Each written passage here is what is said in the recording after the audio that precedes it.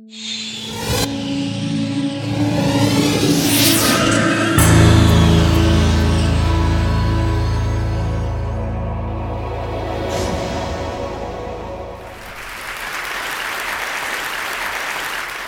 now, there are a lot of Web 2.0 consultants who make a lot of money. In fact, they make their livings on this kind of stuff. I'm going to try to save you all the time and all the money and go through it in the next 3 minutes, so bear with me. I started a website back in 2005 with a few friends of mine called reddit.com.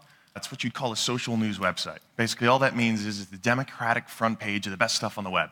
You find some interesting content, say a TED Talk, submit it to Reddit, and the community of your peers will vote it up if they like it, vote it down if they don't, and that creates the front page. It's always rising and falling, always changing. About 500,000 people visit every day. But this isn't about Reddit. This is actually about discovering new things that pop up on the web. Because over the last 4 years, we've seen all kinds of memes, all kinds of trends get born right on our front page. But this isn't even about Reddit itself. It's actually about humpback whales. Well, okay, technically it's actually about Greenpeace, which is an environmental organization that wanted to stop the Japanese government on their whaling campaign. These humpback whales were getting killed. They wanted to put an end to it. And one of the ways they wanted to do it was to put a tracking chip inside one of these humpback whales. But to really kind of personify the movement, they wanted to name it. So in true web fashion, they put together a poll where they had a bunch of very erudite, very thoughtful, cultured names. I believe this is the Farsi word for immortal. I think this means the divine power of the ocean in a Polynesian language. And then there was this, Mr. Splashy Pants.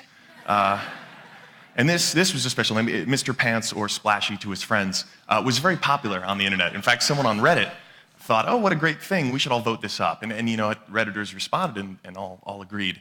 So the voting started, and we actually got behind it ourselves. We changed our logo for the day from the alien to a Splashy to sort of help the cause. And it wasn't long before other sites like Fark and Boing Boing and the rest of the internet started saying, yes, we love Splashy Pants. So it went from about 5%, which was when this meme started, to 70%.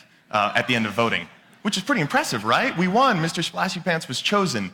Just kidding. Okay, so Greenpeace actually wasn't that crazy about it because they wanted one of their more thoughtful names to win. So they said, no, we're just kidding. We'll give it another week of voting. Well, that got us a little angry. So we changed it to Fightin' Splashy. And the Reddit community really, and the rest of the internet rather, really got behind this. Facebook groups were getting created. Facebook applications were getting created. The idea was vote your conscience, vote for Mr. Splashy Pants. And people were putting up signs in the real world about this whale. And this is the final vote. When it all was cleared, 78% of the votes, and to give you an idea of the landslide, the next highest name pulled in 3, okay? So there was a clear lesson here, and that was that the internet loves Mr. Splashy Pants, which is obvious. It's a great name. Everyone wants to hear their news anchor say Mr. Splashy Pants. And I think that's what helped drive this.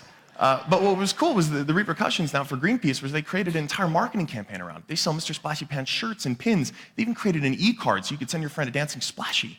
But what was even more important was the fact that they actually accomplished their mission. Japanese government called off their whaling expedition, mission accomplished. Greenpeace was thrilled, the whales were happy, that's a quote. And actually, Redditors in the internet community were happy to participate, but they weren't whale lovers. A few of them certainly were. But we're talking about a lot of people who were just really interested and really caught up in this great meme. And in fact, someone from Greenpeace came back on the site and thanked Reddit for their participation.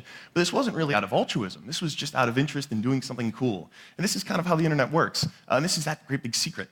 Because the internet provides this level playing field. Your link is just as good as your link, which is just as good as my link. As long as we have a browser, anyone can get to any website, no matter how big a budget you have. That is, as long as we can keep net neutrality in place.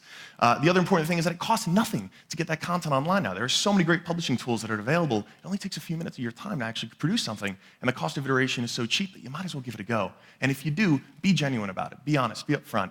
And one of the great lessons that Greenpeace actually learned was that it's okay to lose control. It's okay to take yourself a little less seriously, given that even though it's a very serious cause, you could ultimately achieve your final goal.